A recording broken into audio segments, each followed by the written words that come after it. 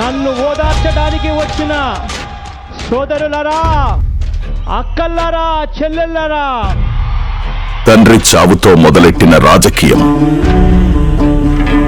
ఆ తర్వాత మా నాన్నని చంపారు. నాన్నని చంపే విషయం ఇప్పటికి కూడా మా మనసులో ఇప్పటికి కూడా డౌట్గానే ఉంది.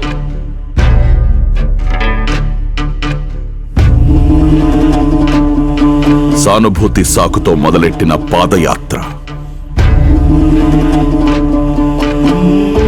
బాబాయి హత్యతో అందిపుచ్చుకున్న అధికారం, గుండెపోటు రావడంతో ఆయన మృతి చెందారని చెప్పి మనకు మళ్ళీ ఇవాళ చిన్నాన్న మీద దాడి జరిగింది. జరిగిన నేపథ్యంలో ముఖ్యమంత్రిగా ఉన్న వ్యక్తి మళ్ళీ చంద్రబాబు నాయుడు గారు. మోసపూరిత మాటలు, దీని వెనకాల వైఎస్ భాస్కర్ రెడ్డి ఉన్నాడు, వైఎస్ అవినాష్ రెడ్డి ఉన్నాడు, వాళ్ళ వెనకాల వైఎస్ జగన్ రెడ్డి, భారతి రెడ్డి వాళ్ళని ప్రొటెక్ట్ చేస్తూ ఈయన థ్రెటన్ చేస్తూ ఉన్నాడు అని కూడా చెప్తున్నాడు. మెగా డిఎస్సీ పెడతామని చెప్పి ప్రతి పిల్లాడికి చెప్తా ఉన్నా. ఎక్కడా కూడా మద్యాన్ని పూర్తిగా లేకుండా చేసేస్తామని చెప్పి కూడా గట్టిగా చెప్తా ఉన్నా. బూటకాల భరోసాలు, మీకు వచ్చిన ప్రతి ఇబ్బందిలోనూ జగన్ బాబు ఉన్నాడు. నేను జగనన్న వదిలిన బాణాన్ని. తల్లిని చెల్లిని ఎరగా చూపి వలలో వేసుకున్న అక్క చెల్లెమ్మల ఓట్లు, పసుపు చీర కట్టుకొని వారి ఇళ్లకు వెళ్ళి వారికి మోకరిల్లి తోడు నడిచిన చెల్లినే శంకించిన తోడేలు గుణం, రాజశేఖర రెడ్డి గారి భార్యను కోర్టుకు ఇచ్చారు అంటే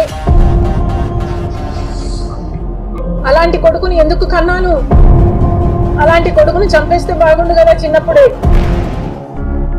జన్మనిచ్చిన తల్లిని గంటేసిన కసాయితనం, తల్లికి చెల్లికి పొడిచిన వెన్నుపోటు,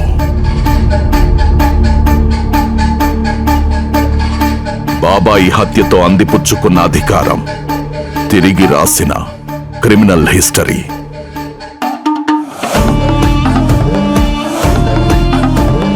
I'm giving instructions. I'm giving orders. This will be the last meeting here in this country. కూల్చాడు ప్రజావేదిక, మొదలెట్టాడు విధ్వంసపు నడవడిక, మాట తప్పాడు మద్యపాన నిషేధం, మొదలెట్టాడు కల్తీ మద్యపు నరమేధం,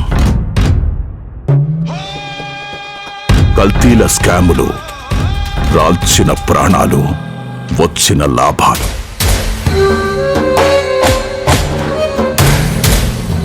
ప్రతి స్కీము ఒక స్కామ్,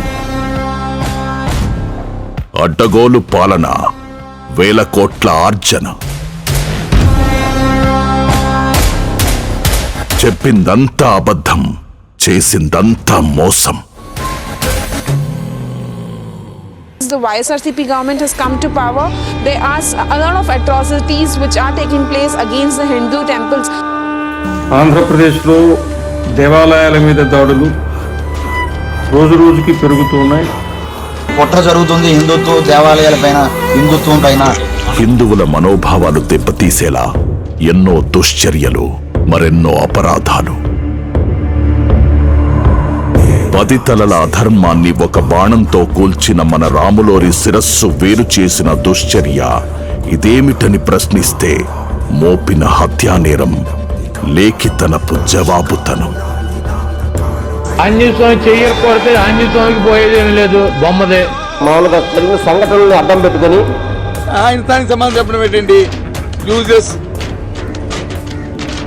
ఆయన దానికి సమాధానం చెప్పడానికి. ధర్మ సంస్థాపన చేసిన శ్రీ లక్ష్మీ నరసింహస్వామి పుణ్యక్షేత్రంలో స్వామివారి మహారథాన్ని తగులబెట్టిన దుశ్చర్యని నిలదీస్తే అదే లేఖితనపు అపహాస్యం, దుర్మార్గపు దురహంకారం. అంతర్వేదిలో 1 కోటి రూపాయలు రథాన్ని తగలబెడితే ప్రభుత్వం రథం చేస్తుంది, దానివల్ల దేవుడికి పోయేదేం లేదు. ఇక్కడ హిందుత్వం అండి, ఇది ఎక్కడ హిందూయిజం అండి? ప్రతి హిందువు నమ్మకాన్ని గడ్డిపోచలాగా తీసిపారేసే దురహంకారం, మన హిందూ ధర్మాన్ని చులకరగా చూస్తున్న ఆ నీతిమాలిన మూకని నిలదీయలేని మన చేతకాని తనాన్ని ఆసరాగా చేసుకొని కలియుగ దైవమైన శ్రీనివాసుని పరమ పవిత్రమైన లడ్డూ ప్రసాదాన్ని కల్తీ చేసిన అతిపెద్ద అపచారం. 5 ఏళ్ళుగా చెప్తూనే ఉన్నాం, అది చాలామంది భక్తులు కూడా అదే చెప్తున్నారు. నేను ఇక్కడే గుళ్ళో పుట్టి పెరిగాను కాబట్టి నాకు ఇంకా ఎక్కువ కొట్టొచ్చినట్టు కంప్లైంట్ కనిపిస్తుంది. ల్యాబ్ రిపోర్ట్లో అనిమల్ ఫ్యాట్ కలిసి ఉందని, తర్వాత ప్లాంట్ ఆయిల్స్ కలిసి ఉన్నాయనేది ఉంది. అడల్ట్రేషన్ జరిగిన మాట అయితే వాస్తవం. అంటే సిబిఐ క్లీన్ చిట్ ఇస్తా ఉంది. What do you mean, Jagan? What do you mean? This is not a clean chit for you, Jagan. Don't try to make it one. Don't play around with the people's sentiments any longer. There has been massive adulteration, massive, huge amounts of adulteration of the Tirupati Laddu during Jagan's time. This is a reality. ఎందరి మనోభావాలు దెబ్బతిన్నా లెక్క చెయ్యని అసురత్వం, బూటకపు మాటలతో ధర్మంపై బురద జల్లే మూర్ఖపు నైజం. చిన్న చోరీ 9 నోట్లు, ఇదేదో ఖచ్చితమైన రిపోర్టా అంటే అది కాదు. అసురులు సైతం అసూయపడే మరో నరరూపం ఈ వైఎస్ జగన్.